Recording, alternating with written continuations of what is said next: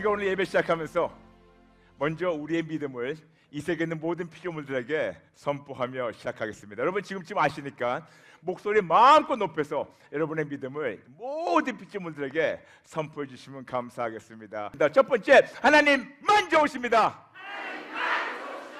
하나님만 모든 것을 가능케 하십니다. 하나님만 신뢰하는 자에게는 하나님이 모든 것을 가능케 하십니다. 아멘, 아멘. 하나님께 영광의 박수 올리겠습니다. 내 안에서 탄식하시면서 나의 이 기도를 간구를 하도록 도와주신 분이 성령님이시구나. 여러분 때로는 안 그렇습니까? 때로는 우리가 기도하고 싶은데 말로 표현하고 싶은데 말이 안 돼요. 그냥 앉아가지고 그냥 무릎 꿇고 기도하신 거예요. 이해되시겠어요, 여러분? 여러분, 기도를 복잡하게, 멋있게 할 때도 있겠지만 그냥 진솔되게 그냥 내 안에서 탄식으로 간구하신 그분이 기도를 도와주겠습니다. 그분이 바로 성령님이라고 우리에게 로마서 8장 27절 말씀하고 있습니다. 여덟 번째, 우리는 너무나 회개하기 원해요. 그런데 우리가 무슨 죄를 졌는지 알 수가 없어요. 왜냐? 우리 모두 다 우리 나름대로의 죄의 기준이 달라요. 여러분, 우리에게는 모두 다 우리 나름대로의 죄의 기준이 따로 있답니다. 그렇기 때문에 회개하기 힘든 거예요. 우리 여기 지금 몇백 명이 모여 있는데 몇백 명이 다 얘기하다 보면 우리가 다 입맛이 다르듯이, 우리가 좋아하는 색깔이 다르듯이, 좋아하는 그 노래가, 좋아하는 음식이 다르듯이 우리 모두에게는 이렇게 다른 죄의 기준이 있어요. 절대적 기준이 없습니다. 똑같은 사건인데 똑같은 사건을 가지고 이것이 어떻게 보이는가, 기준이 다른가 말씀드리겠습니다. 우리는 우리 안에 양심이 있는데 상황적 양심이 있어요. 우리가 상황만이 아니고 성별로도 다 달라요. 남자와 여자와 이 모든 것이 너무 다르다는 겁니다. 남자분들 여기 계시죠? 남자분들이, 우리가 진짜 여자분들 와가지고 무슨 얘기를 하게 되면 우리는 남자분들은 어떤 게 있냐면, 뭐가 예를 들어서 차 사고 났어요, 아니면 무슨 일이 터졌어요, 무슨 일이 터졌습니다. 그럼 남자는 항상 결론주의예요. 뭐가 해가지고 이제 깨졌으니까, 결론주의니까 깨졌으니까 이걸 어떻게 해결해야 된다. 뭐가 깨졌다 얘기하면 그래? 그럼 이게 이렇게 하자. 결론은 얘기해 줍니다. 그런데 우리는 도와준다고 결론 얘기했는데 우리 아내들이 삐져요. 왜 당신 내 마음 몰라주냐고. 우리는 도와주려고 얘기했는데 아내가 원하는 건 뭐냐면, 당신 괜찮어? 아프지 않아? 힘들었지? 아이고. 여자들은 그걸 원해요. 남자들은 벌써 깨졌는데 어떻게 하는 거야? 결론을 내야지. 여자분들은 나도 결론 알고 있어. 그렇지만 내가 지나간 과정을 좀 이해해 줬으면 해. 똑같은 거 가지고 남자 여자하고 달라요. 이해되시겠습니까? 문화도 다르고 이것도 다르고 다 달라요. 이렇듯이 우리에게는 모두 사람마다 각자 자기 기준으로 보는 죄가 있어요. 그렇기 때문에 우리 기준을 가지고 회개할 수가 없습니다. 그래서 아버지 하나님과 예수님께서 우리에게 완벽한 기준을 알려주시는 분을 보내셔가지고 이 기준에서 벗어나면 죄라는 것을 알려주신 분이 바로 성령 하나님이라고 우리에게 요한복음 16장 8절 통해서 말씀하고 있습니다. 여러분, 죄라는 단어를 우리가 원어 헬라로 보면 하마티아는 뭐냐면 간단합니다. 관역에서 비껴나간 거예요. 관역에서 비껴나간 것이 죄입니다. 그런데 만일 내 관역은 요만한데 여러분의 관역은 이만해요. 그렇다면 내 관역은 여기 있기 때문에 여기 치게 되면 비껴나간 거예요. 근데 여러분의 관역은 태평양만 해요. 그렇기 때문에 태평양 어디 떨어지더라도 이거는 관역가 맞힌 거기 때문에 죄가 아니에요. 무슨 말인지 아시겠습니까? 오직 완벽한 기준, 변치 않는, 어제와 오늘과 영원토록 동일한 변치 않는 하나님의 기준으로서만 이것이 관역에서 비껴나갔다 안 나갔다를 알 수 있는데, 그분이 우리 안에 계시고 그분이 우리 함께 옆에서 어떤 것이 기준이 돼가지고 관역에서 비껴나갔다를 알려주지 않으시면 우리가 회개할 수가 없습니다. 그래서 성령님이 오셔가지고 우리에게 죄를 책망하시고 회개하도록 인도하십니다. 내 기준을 가지고 태평양만한 관역이 있기 때문에 거기 어디 들어가더라도 나는 죄를 안 졌어요. 나는 이 정도면 괜찮은 사람이야. 이 세상에 나같이 깨끗한 사람이 있으면 봐봐, 나같이 좋은 사람 있으면, 나같이 좋은 아빠 있으면, 나같이 좋은 목사 있으면 얘기합니다. 왜냐? 우리의 관역은 태평양만 했기 때문에. 근데 이제 알다 보니까 태평양이 아니고 간장 종지만 해요. 오 마이 갓, 오 마이 갓. 우리가 평생 죄를 짓는 거 이제 알았습니다. 그러니까 근심이 와요. 왜? 너무나 그동안 내 멋대로 살았기 때문에, 걸렸기 때문에. 우리의 고린도후서 7장 10절 말씀하고 있습니다. 하나님의 뜻대로 하는 근심은 사망에 이르는 후회가 아닌 구원에 이르는 회개로 간다고 말씀하고 있어요. 근데 이렇게 찔러주시고 완벽한 기준을 알려주셔가지고 어디서 관역이 비껴나갔다는 걸 알려주시는 분이 성령 하나님이세요. 그러므로 성령 하나님 아니면 회개할 수가 없어요. 근데 여러분, 우리가 회개하게 되면 놀라운 열매가 있습니다. 뭔지 아십니까? 회개하면 용서받아요. 회개하니까 하나님과 담이 허물어져요. 회개하니까 하나님과 관계가 회복이 돼요. 회개하니까 하나님께서 우리에게 예배하신 모든 축복이 회복이 됩니다. 회개하니까 우리의 영과 혼과 이거 가정, 우리의 생각, 우리의 육신, 우리의 모든 거 너무나 다 회복이 되고 하나님께 우리 예배하신 모든 좋은 것이 다 회복이 됩니다. 아멘. 회개로 말미암아 이것이 위로예요. 그런데 또 경고가 있어요. 회개 안 하는 자, 왜 찔러주는데 안 해? 왜 안 해? 이해되시겠습니까? 성령님이 안에 계시는데 회개 안 했다는 것은 변명이 안 돼요. 변명이 안 돼요. 변명이 안 돼요.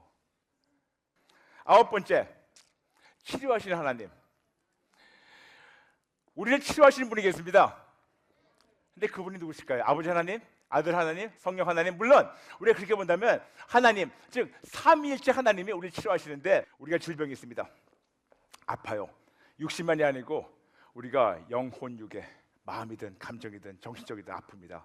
아픈데 나를 치료할 수 있는 그 절대주이신 하나님 아버지께 치료해달라고 기도합니다. 근데 나는 감히 죄인이기 때문에 그분 앞에 기도할 수 있는 자격도 없어요. 그래서 그분 앞에 나갈 수 있는 유일한 방법은 예수님의 이름으로 기도하는 겁니다. 그래서 나 같은 죄인이 아픈 걸 가지고 예수님의 이름으로, 아버지 저 여기 아픕니다, 도와주세요, 치료해 주세요, 예수님의 이름으로 기도합니다. 그러니까 아버지 하나님이 그 예수님의 이름으로 상달되고 올라온 기도를 예수의 이름으로 올라왔구나, 그러면 이 똑같은 치료의 응답을 예수의 이름으로 주십니다. 예수의 이름으로 다시 응답을 주셔가지고 예수의 이름으로 가는데, 예수의 이름에서 직접 고치시는, 이걸 받아가지고 고치시는 분이 우리와 함께 하시며 내주하신 성령님이 고치세요. 다시 말씀드릴게요. 우리 안에 어떤 힘든 것이 있습니다. 간구하고 싶어요. 성령님이 기도를 도와주십니다. 그분을 말미암아 예수의 이름으로 이거를 치료하도록 기도하니까 아버지 하나님께서 이거를 다시 예수의 이름으로 응답을 주셔가지고 성령님을 통해서 우리가 회복이 됩니다. 이렇게 삼위일체 하나님이 함께 그리고 따로따로 일하시면서 우리의 영과 혼과 육이 온전하게 회복이 됩니다. 아멘. 영과 혼과 육이 온전하게 회복이 됩니다. 아멘. 영과 혼과 육이 온전하게 회복이 됩니다. 아멘. 영과 혼과 육이 온전하게 회복이 됩니다. 아멘. 여기도 역시 위로가 있고 경고가 있어요. 위로, 와, 하나님은 나를 고치시네. 우와, 하나님은 나를 진짜 고치시네. 경고, 내가 널 고치는데 왜 다른 데 가서 도움 청했어? 이해되시겠어요? 내가 너를 고친다고 하는데 왜 너는 나를 의심하고 다른 데 가가지고 두려워하고 불안했어? 이해되시겠습니까? 이거를 몰랐었을 때는 교회만 다녀도 괜찮아, 하나님 무시해도 괜찮아. 그런데 이제 알다 보니까 이건 아니네, 내가 똑바로 제대로 신앙생활 해야겠네. 분명히 이분이 나를 고치신다고 알고 있는데 무시해버리고 내 뜻대로 여기서 여기 찔끔 저기 찔끔 하는 거, 그러면서 이것이 올바르다고 변명할 수가 없어요. 변명할 수가 없습니다. 그러나 오늘은 위로를 가겠습니다. 그렇게 하나님께서 우리를 완벽하게 의학보다, 인간의 모든 지식보다, 모든 기술보다 더 완벽하게 고치신 분이 삼위일체 하나님을 통해서, 성령님을 통해서 지금도 우리를 깨끗하게 고치고 계십니다. 열 번째, 우리가 성경을 알고 싶습니다. 너무나 알고 싶어요. 그런데 여러분, 성경이 두 가지 사용되는 거 있는 거 아시는가요? 첫 번째, 너무나 성경이 하나님의 말씀이기 때문에 이걸 통해서 우리가 진짜 회복되고 하나님을 알아가고 있습니다. 생명으로 돌아옵니다. 아멘? 아멘? 아멘? 근데 진짜 놀랍게, 슬프게 성경이 두 번째 사용되는 것이 있어요. 세상에서 가장 값비싼 수면제예요. 피는 순간 떨어져요.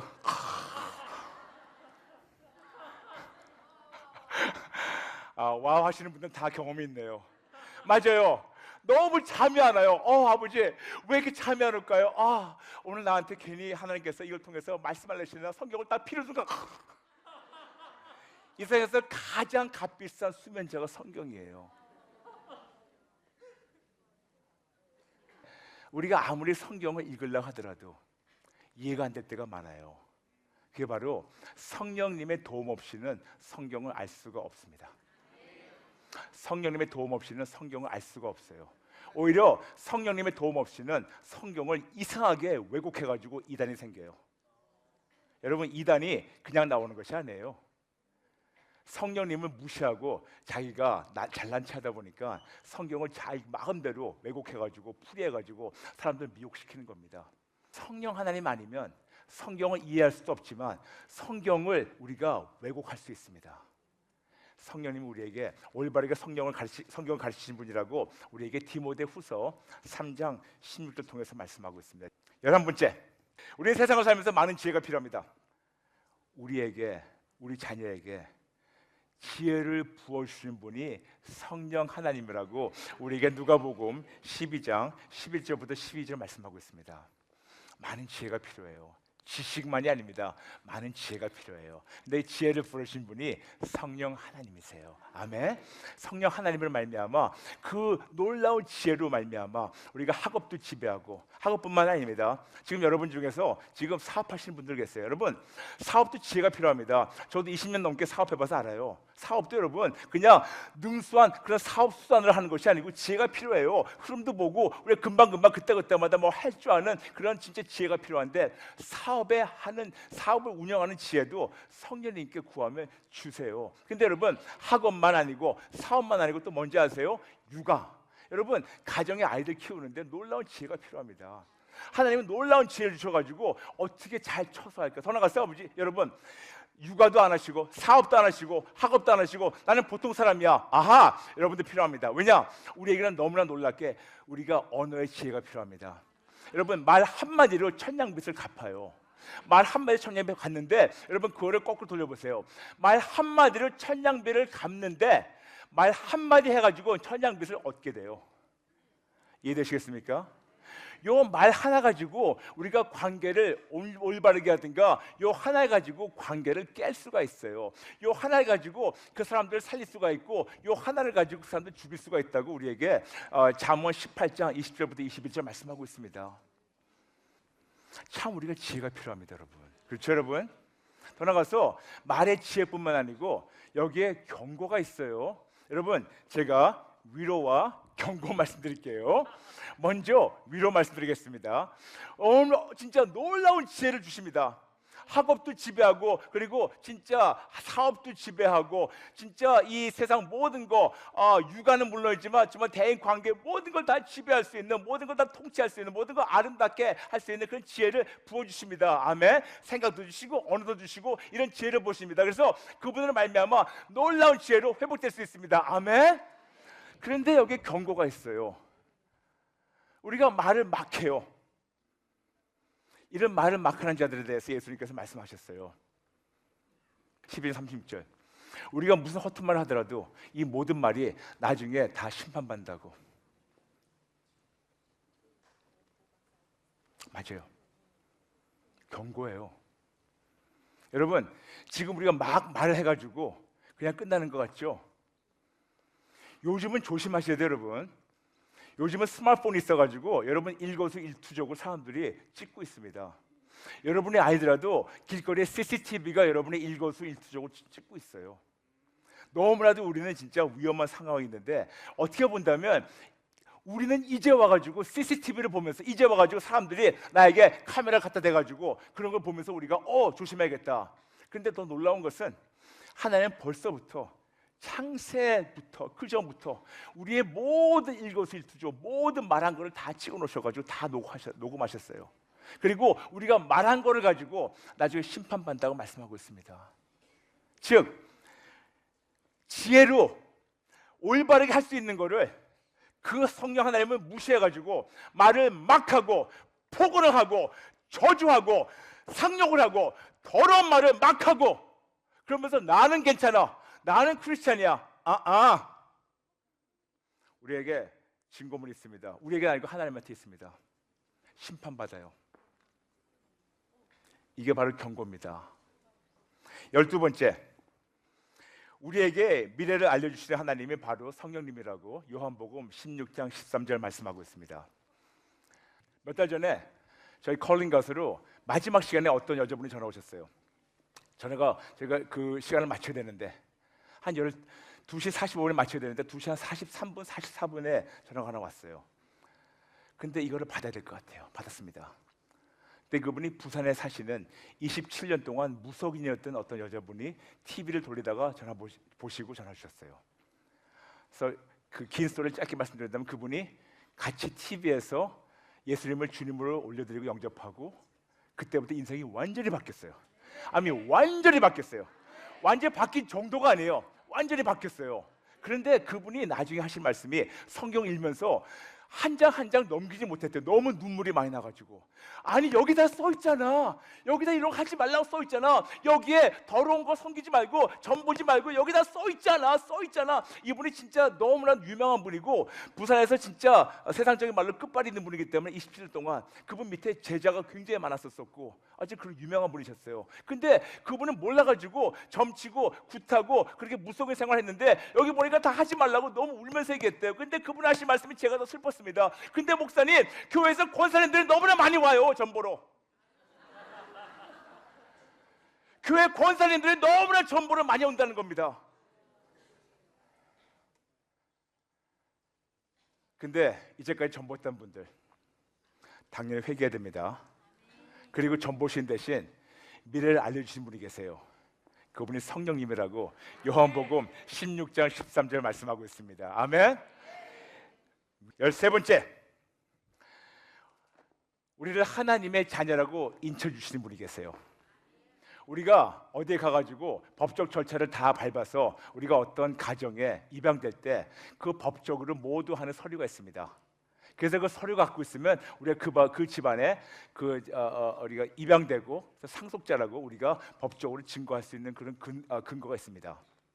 역시 하나님도 법적으로 하시기 때문에 우리가 아버지 하나님의 자녀라고 예수 믿는 자들 다 하나님이다. 예수 믿는 자들이 하나님의 자녀라고 꽝 인쳐주신 분이 계세요. 그분이 성령님이라고 우리에게 로마서 8장 1절, 고린도후서 1장 22절, 고린도후서 5장 5절 통해서 말씀하고 있습니다. 맞아요.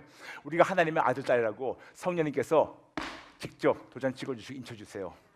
얼마나 놀라운 은혜입니까? 얼마나 말로 형용할 수 못하는 그런 놀라운 그분이 우리 아버지 되시면 그냥 아버지를 끝나는 것이 아니에요. 여러분 그냥 먼 번치에서 그래 내가 네 아비다 그게 아니고 너무나 상세하게 그냥 영어로 해가지고 father가 아니고 daddy 그냥 아버님이 아니고 먼 번치에서 그냥 아바마마가 아니고 아빠가 돼가지고 우리와 놀아주시고 알려주시고 지켜주시고 우리 진짜 보호해주시고 항상 막아주시고 싸워주시고 이겨주시고 보호하시며 치료하시고 위로하시는 그 아빠예요.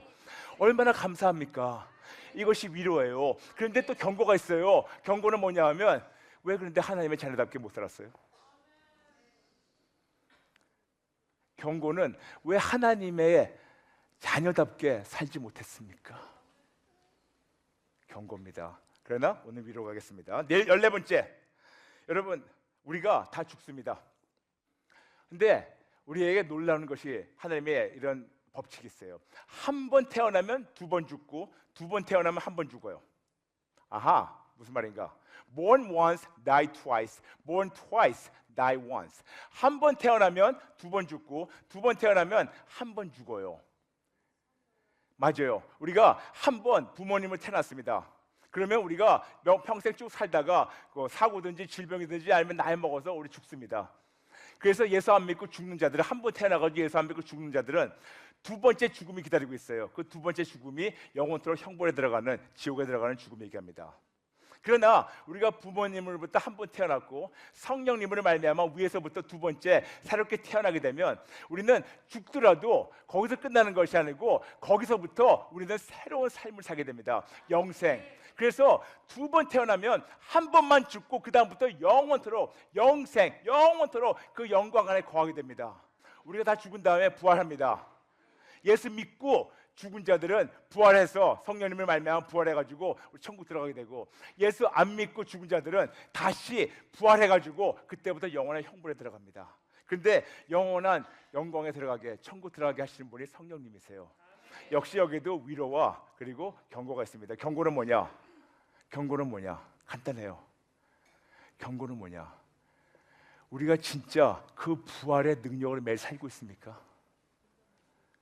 매일매일 성령님이 내 안에서 그 부활의 소망을 들고 계시는데 우리는 아직도 그 부활의 소망을 잊어버리지 않을까요? 15번째 마지막입니다. 이 모든 걸 통해서 아주 간단해요. 성령님이 하시는 것은 딱 4글자로 정리가 됩니다. 시작. 아멘, 아멘. 다시 한번, 성령님이 하시는 모든 사역은 딱 4글자로 정리가 됩니다. 시작. 오직 예수. 아멘, 아멘. 맞아요. 여러분에게 지금 15가지를 아주 너무 급하게 시간상 말씀드렸습니다. 첫 번째, 우리에게 모든 것을 가르치시고, 예수 믿는 우리에게, 예수 믿는 자들입니다. 예수 믿는 자들에게 모든 걸 가르치시고 예수님 말씀하신 모든 걸 생각나게 하시는 분, 요한복음 14장 26절. 두 번째, 우리에게 예수님 증거하시는 분, 요한복음 15장 26절. 세 번째, 우리에게 모든 진리를 가르치시는 분, 요한복음 16장 13절. 네 번째, 예수님을 주님으로 신하게 도와주시는 분, 고린도전서 12장 3절. 다섯 번째, 우리에게 아버지 하나님의 마음과 뜻을 알려주시는 분, 고린도전서 2장 11절. 여섯 번째, 우리에게 직접 감동 주시고 알아들을 수 있게 하시는 분, 우리 그분이 바로 성령님이라고.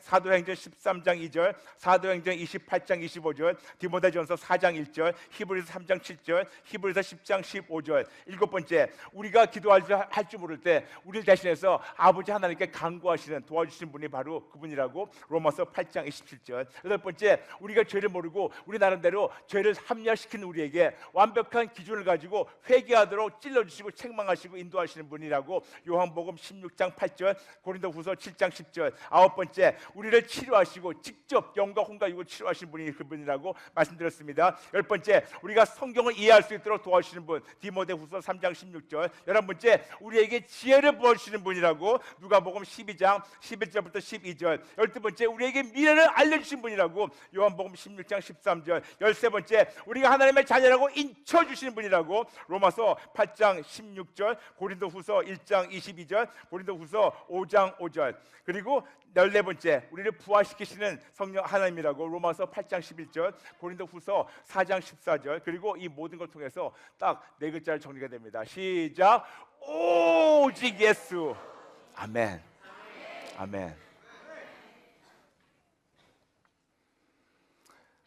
그러면 이 귀한 성령 하나님은 우리가 어떻게 해야지 영원토록 우리 함께 거하시고 우리 안에 영원토록 내주하시도록 할까요?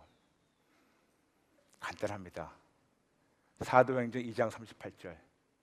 회개하고 예수 이름으로 우리가 용서를 받게 되면 성령님이 우리에게 선물을 가지고 오신다고. 근데 여러분, 이 선물이 그냥 선물만 주시고 먼발치가 아니고 성령 하나님이 직접 선물을 가지고 들어오세요.